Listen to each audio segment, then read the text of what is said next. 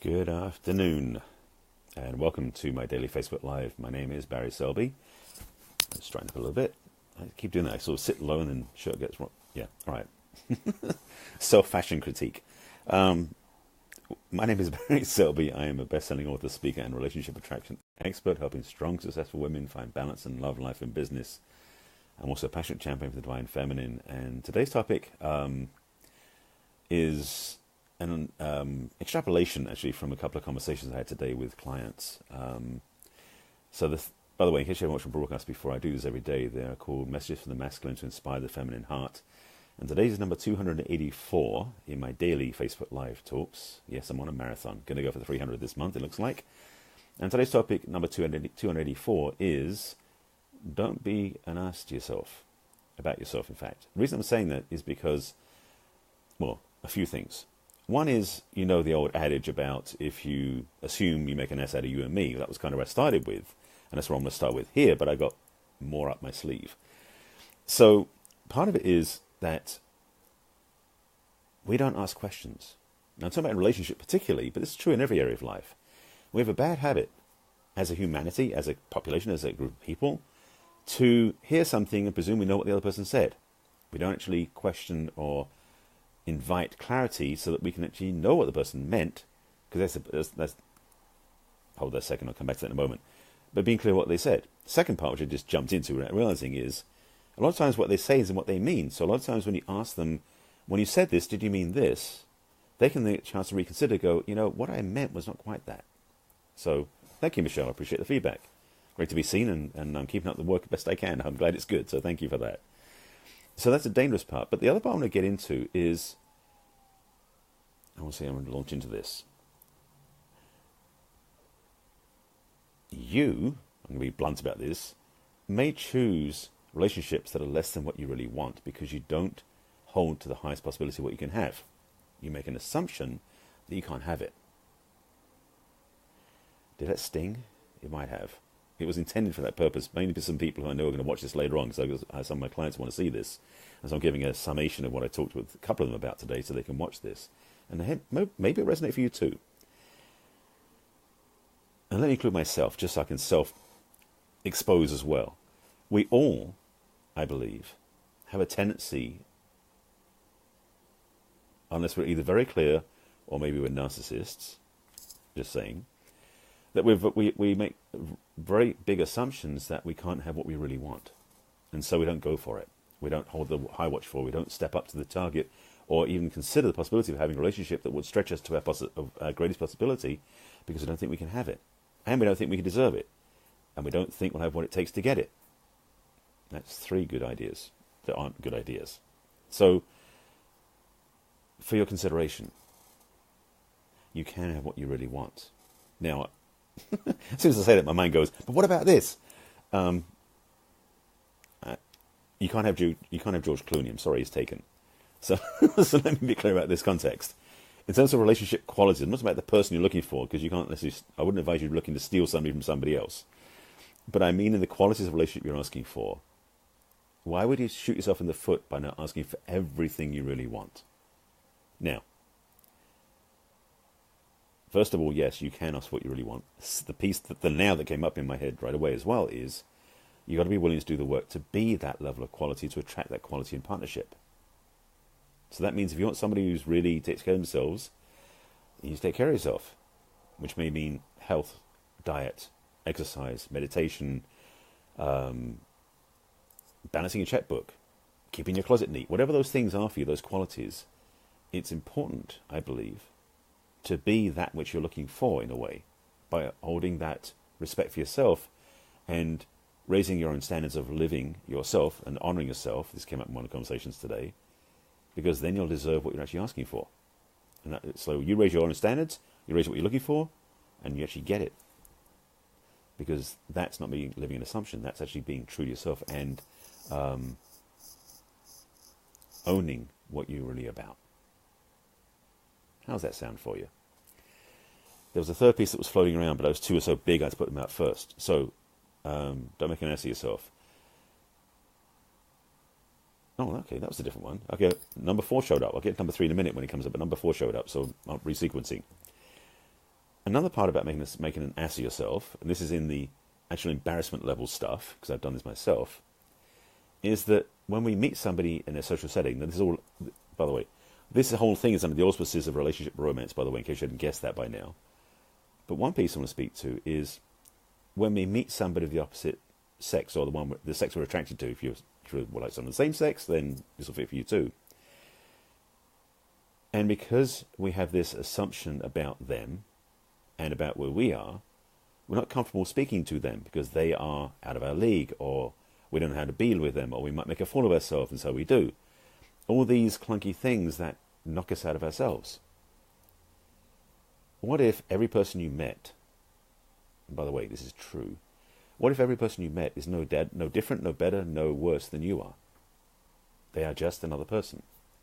And that you speak to them, and they will be who they are. There's nothing special. You're not going to get a medal for it.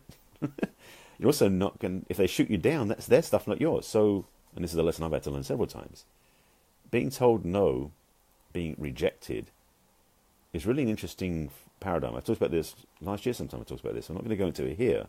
But the lesson in this is that when you talk to somebody and you come to them naturally and authentically, your presentation to them is such that they will choose to interact and respond, or to walk away. If they walk away, it ain't about you. It's about them. Yes, it is. So you can be natural and relaxed and go, okay, fine. Versus, oh shit, I collapsed. I didn't do what I wanted to do, and they all got upset with me, or whatever that was. So, it's funny I said that these are all about in the framework of relationship. It's also in the framework of business and social connection, and pretty much any other connection too. So, take this with you, because being rejected is something that's presumed that you're going to have something taken away from you. This is the piece. I'm just going to get there. When you are attached to results, you presume you already have it and that someone's going to take it away from you by rejecting you. Do you realize that is impossible? The only way they can take it from you is if you already have it, but you don't because you want it, you're asking for it, and so you get rejected because somehow there's a wiring inside that they take away from you something that you think you have, but you don't. Do you know how confusing that is? I'm just realizing how simple this is, but I'm going to make sure you get this. This is clear in here. Maybe it's getting clear out there in the camera too. Let me say it one more time a different way. We'll see if it comes out this way. If you feel like you're being rejected, what is it inside of you that thinks that you lost something you didn't already have? Because that's what it is. Rejection is this feeling of losing something. But if you didn't have it in the first place, how could you lose it? It's not true. It's a lie you're telling yourself. So if you don't get what you want, somebody rejects you, you simply go, didn't get it. C'est la vie, move on. But we don't, do we? We're attached to this result. We're attached to this assumption that we're supposed to get something we didn't get. Well, stop expecting things you don't get in the first place. Be willing to get what shows up and ask what you want. And if you don't get it, move on to the next one and ask for that one. It's about being willing to ask and be clear. But for some of you out there, as well as this one in here, that's not always been easy. So the lesson comes up again to be dealt with. That was that one. Okay, that was part 1, 2. That was 1, 2, and 4. I'm not sure if part 3 showed up. I held a space for it. Let's see if it comes up again, or it comes up to be spoken about. Let me think. Talk about yourself for a second. I don't have clarity on what that is. So maybe just those 3. So this is a stab at different ways that we make assumptions and we make an ass out of ourselves.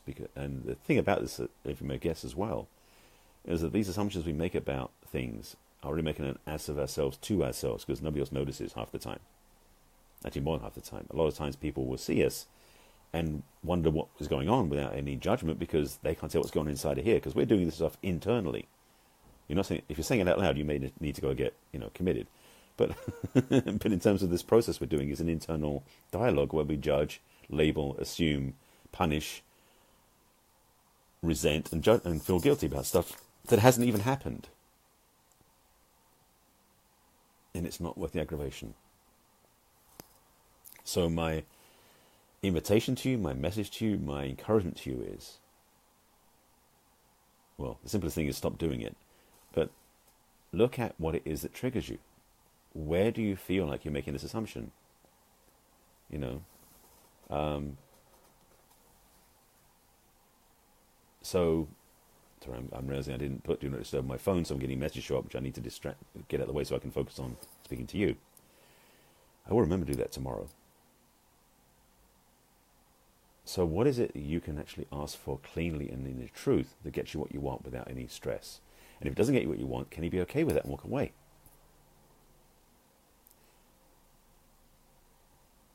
The assumption pattern, the assumption box that you can play in is a no-win situation. So don't play it. Don't play the game. Just let it go and be clean.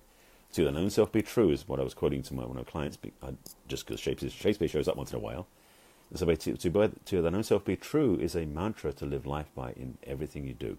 Every interaction you have, every conversation you have, every connection you have. To the known self be true. If you do that, the assumptions won't happen. And you can be clean and transparent and authentic and all those other good qualities that spiritual people like to think they have. With that, I think I'm going to wrap it up. I'm starting to get silly on this one. So that's something to consider. So play with this one if you like. If you haven't seen my broadcasts, these are my everyday or my daily Facebook Lives. This is number 284 in an ongoing series of talks about messages to the masculine to inspire the feminine heart. You can find this broadcast on these other broadcasts on my business page on Facebook, which is barryselby.author, as well as on my YouTube channel, which is Barry Selby, and playlist is Messages to the Masculine. Also on my website, which is barryselby.com, you click on the video blog to watch them there.